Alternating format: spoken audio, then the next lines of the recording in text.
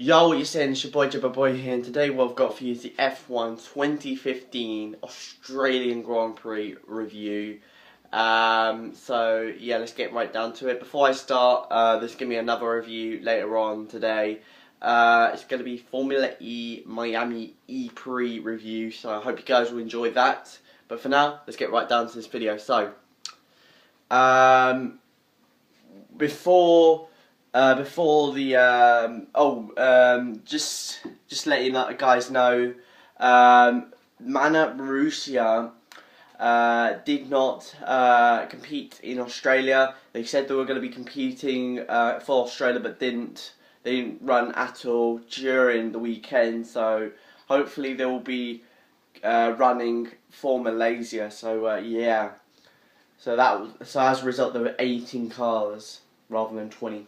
So yeah. So as well too, there was this big controversy going on during the weekend relating to Sauber, and basically what had been going on was that Guido, I think there was some like little appeal, something like that. Guido tried to, I'm not quite sure, I think he tried to sue Sauber for not giving him the drive or something like that, because I think last year he did have a driver. He was, I think he was reserve driver.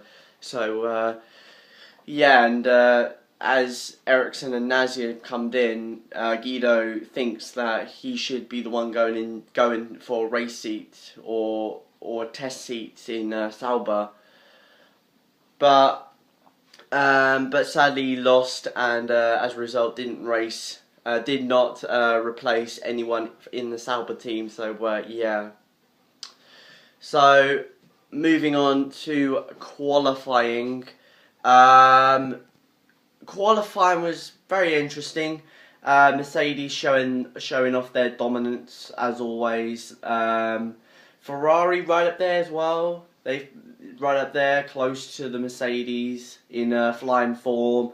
Vettel to Raikkonen there. McLaren Honda were out of Q1. Disappointment for them. You know, it's just and in the end of the day, it's the first race for the new Honda engine. So yeah, I think it's going to be a long-term thing, to be honest. I think coming to the first race, I didn't really see the Honda engine, you know, being massively competitive and massively reliable coming to Australia. I think there were going to be some struggles, but I think in the long-term game, those problems were going to fade away. So, yeah, I think it's a case of time, really. Patience, and yeah, I think they will be competitive and reliable soon. So, yeah. Going into Q2, Daniel Kvyat was out. Unlucky for him. Also, as well, the usual suspects of like Prix, Nasir. No, Nasir got in. Yeah, Nasir got in. Verstappen was out. Unlucky for him. So yeah, just the usual midfield suspects were out. So yeah, and then moving on into Q3, Hamilton set a blistering benchmark of 126.6. Rosberg tried to beat that, but made a mistake, ran wide, and had to abort that lap. And yeah, the two Ferraris were strong as well, but they were overshadowed by Felipe Massa, who got a blistering run at the end of the session. Getting third place on the grid, 1.2 off pole sitter Lewis Hamilton. Bottas was aiming for third, but made a mistake. Lost a lot of time in the final corner, and yeah, as a result qualified in 6th place on the grid. So yeah, unlucky for Bottas there. But it wasn't over for Bottas. He missed the race. He had missed the race because he had a bad back. So that's unfortunate. But you know, you don't want to do too much damage on your back. You know, you don't want to put more strain on your back, you know. So I think it was best for him to miss that one out. Surprised that I'm surprised that they didn't bring out as a reserve driver.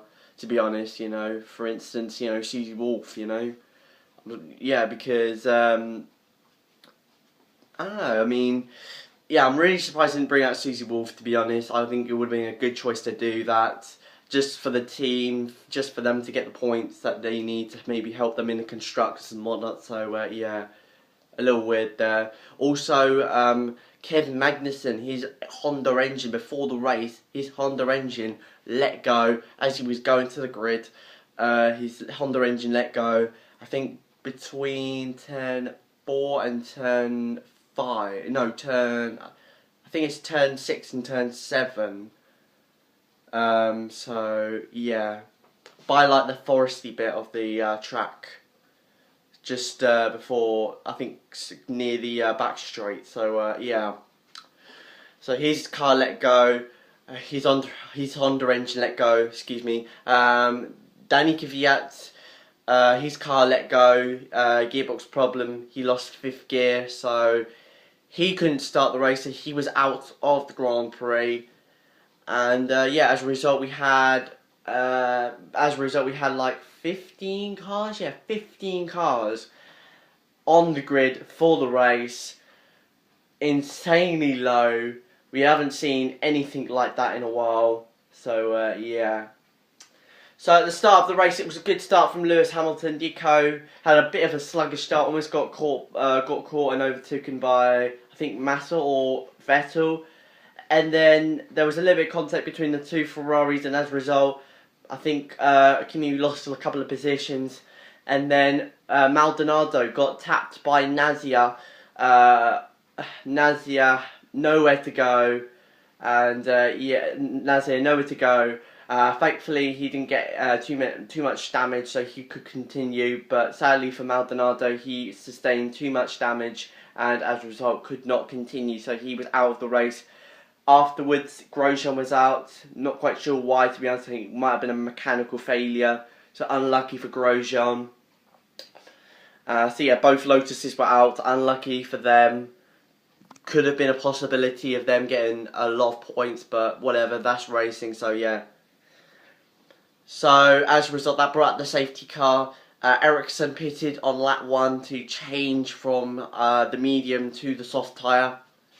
And yeah, as we got underway, Lewis led the field from Nico Rosberg, Vettel 3rd, Felipe Massa 3rd, and Vettel 4th, and I think Nazia was 5th. So yeah, he was right. So yeah, good on him for getting 5th there. Ricciardo was running there, 6th or 7th there, and yeah, but at the back, the McLaren Honda of Jenson Button, who actually got into a decent fight with Sergio Perez throughout the beginning of the race. Them getting into a little bit of car banter between each other, battling one another hard. But on one occasion they battled way too hard as Sergio Perez was going for a move down the inside, going for a dive bomb down the inside into turn number 3, and yeah, Jenson Button turned into Sergio Perez, and as a result, Sergio ran into Jenson Button. Thankfully, Jenson didn't get too much damage, so he could continue. And same was said for Sergio Perez. And then later on during the race, Kimi Räikkönen made a good move on the outside of Max Verstappen, going around the outside to take 7th place. Yeah, 7th place. And then we moved to the pit stops. Pretty much everyone was going for like a one-stopper. Everyone making good pit stop. The majority of people making good pit stops. I think but I think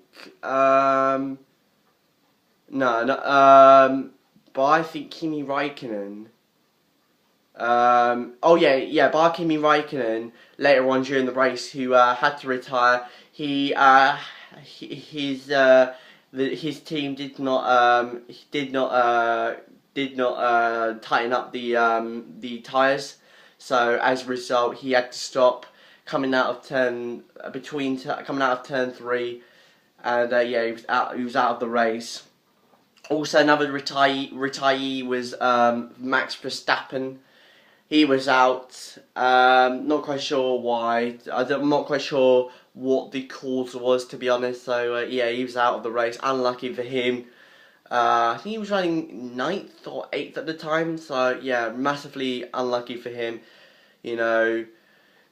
You know, his first race, and to get some points, that'd been nice for him. But sadly, that wasn't the case. So yeah, unlucky for him.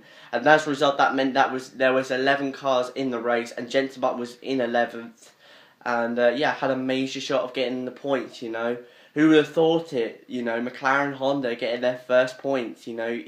Especially as both cars were out in Q1. So as both cars were the slowest. So.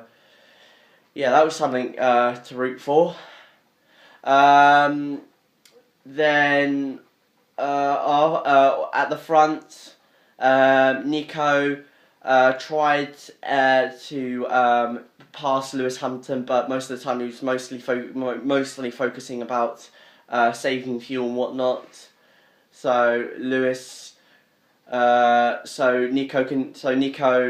couldn't close on Lewis through most of the race. So yeah. Sebastian Vettel in the middle of the race, he came down. He jumped Felipe Massa to take third place, which at the end was his. So good drive by Sebastian Vettel there. Just good drive by Sebastian Vettel there. Had the speed, had the pace to be on the podium there, beating Felipe Massa in the pits. Just the car looked he looked absolutely good out there on the track there.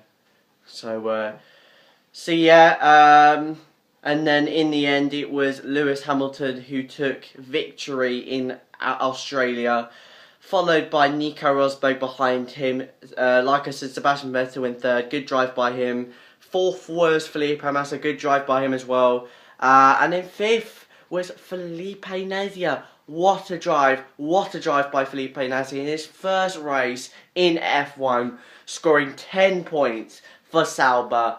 And as well for Sauber, Ericsson finished 8th, which meant that they got 4 points, which meant that they got 14 points, a staggering amount from what they had last year, and that is absolutely remarkable. That's probably one of the most heartwarming moments ever, to be honest. The team thoroughly deserves it. Especially what they've come from. This big controversy and whatnot, which could have really wrecked them. To be honest. But in the end, they got their act together and they scored 14 points, which is absolutely good for the team. So yeah. And as well, Carlos Sainz Jr. getting 8th place, good on him there. Jensen Button finishing the race. He finished 11th, 2 laps behind, but still to complete the race, to not have any problems at all. That is fantastic. I mean, they did have a downshift problem or upshift problem. They had gearbox problems and whatnot, but to see that car not retiring, not giving up the ghost was very astonishing and very heartwarming, to be honest. So yeah, massive congrats to McLaren for finishing the race. Unlucky for them for not getting a point there. All they needed was one more car to retire and they would have done it. So yeah, unlucky for them. But that's it, guys. Hope you guys enjoyed this. Once again, just a reminder, the Formula E Miami Prix review will be later on today. So yeah, go check that out. And yeah, I'll see you guys next time. It's your boy, Jabba Boy, Mal. Peace!